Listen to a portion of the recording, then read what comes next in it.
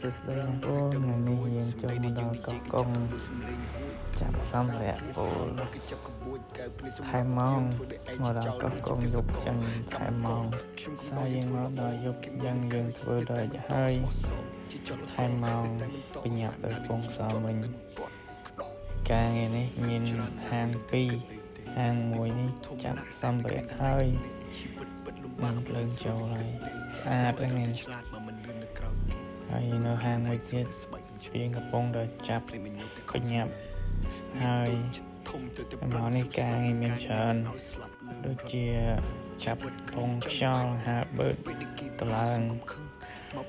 ក្រុមការងារយើងថែមម៉ោងដល់យប់ហើយយប់ចុងក្រោយម៉ោង3យប់បានចេញដំណើរទៅវិញទីគឺងាយថតបានតិចបញ្ញាប់ចេញដំណើរទៅវិញ